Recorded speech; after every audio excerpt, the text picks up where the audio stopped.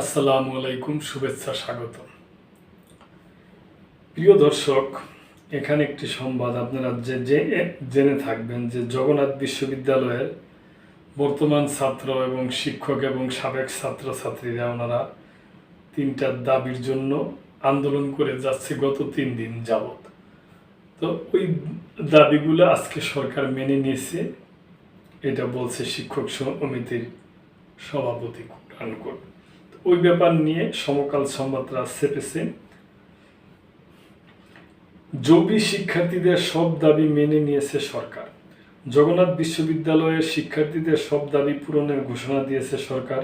শুক্রবার সন্ধ্যা 7:30টায় বিশ্ববিদ্যালয়ের উপাচার্য অধ্যাপক রেজাউল করিম কথা জানান। এরপর বিশ্ববিদ্যালয়ের মঞ্জুরি কমিশনের চেয়ারম্যান অধ্যাপক SM-A ফায়েজ পানি পান করিয়ে শিক্ষার্থীদের অনশন ভাঙ্গান। জবি উপাচার্য, আমাদের শিক্ষার্থীদের দাবি বাস্তবায়নের সিদ্ধান্ত গৃহীত হয়েছে। বিশ্ববিদ্যালয়ে পরিচালনা বাজেট বৃদ্ধির মাধ্যমে প্রথম দাবির বিষয়ে সিদ্ধান্ত নেওয়া হয়েছে।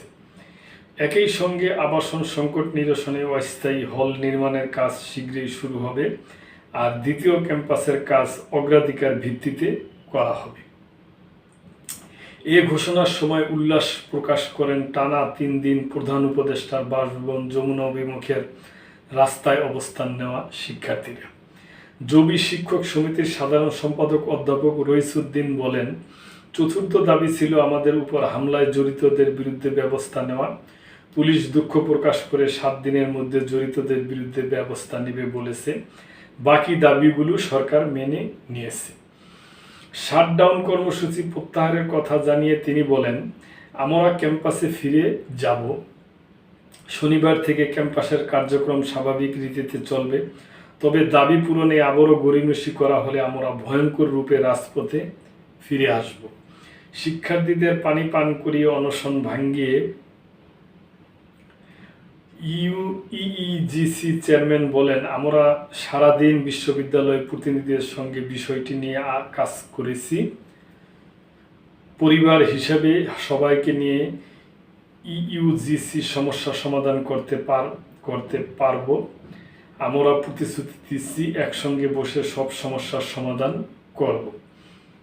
আপনাদের সব দাবি বাস্তবায়নে আমরা কাজ করছি। অবশ্য দাবি পূরণের লিখিত প্রজ্ঞাপন না আসায় ছাত্র অধিকার সহ অন্তত 20 শিক্ষার্থী অনশন ভাঙবেন না জানিয়ে যমুনা অভিমুখের রাস্তায় অবস্থান করেছেন।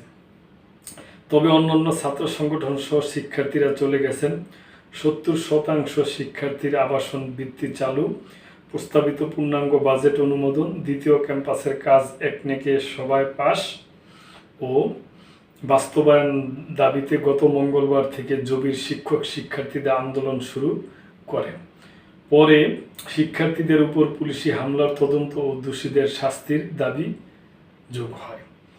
আজ সকাল থেকে শিক্ষার্থীরা যমুনার সামনের সড়কে জড়ো হন। তাদের সঙ্গে সাবেক শিক্ষার্থীরাও যোগ দেন। বিশ্ববিদ্যালয় ক্যাম্পাস থেকে রোটেশনের মাধ্যমে 56টি বাসে করে আসেন শিক্ষার্থী ও কর্মচারীরা। বিকেল 3:45টার দিকে কাকরাইল মোড়ে বিভিন্ন বিভাগের শিক্ষার্থীরা গ্রুপে ভাগ হয়ে অনশনে বসেন। সাবেক বর্তমান মিলে প্রায় 5000 শিক্ষার্থী জবি ঐক্যর পক্ষ থেকে এক পর্যায়ে গণ অনশনের ঘোষণা দেন জবি শিক্ষক সমিতির সদস্য অধ্যাপক মঞ্জুর মোর্শেদ ভূঁইয়া।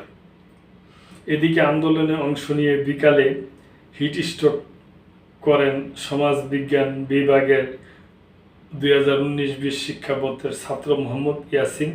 বর্তমানে তিনি রাজধানীর একটি বেসরকারি হাসপাতালে চিকিৎসাধীন। তো প্রিয় দর্শক, আমরা মনে করি যে যাক, সরকার সময় উপযোগী ব্যবস্থা নিচ্ছে। আমার মনে হয় এটা আরও আগে নিলে ভালো হতো। যাক, যা হয়েছে আলহামদুলিল্লাহ। তো এখন ওনাদের এই আন্দোলন কর্মসূচি প্রত্যাহার করে নিচ্ছে। ওনাদের যে দাবি দেওয়া ছাত্রছাত্রীদের, এটা সরকার মেনে নিবে। আর পুলিশ যে অ্যাকশনে গেছিল ওই ব্যাপারে পুলিশের দুঃখ প্রকাশ করে আগামী 7 দিনের মধ্যে ব্যবস্থা নিবে, এটা বলছে। তো দর্শক, ভালোই খবর। আমরা মনে করি ভালো থাকবেন। সাবস্ক্রাইব, লাইক, কমেন্ট, শেয়ার করে চ্যানেলটির পাশেই থাকবেন। আল্লাহ হাফেজ।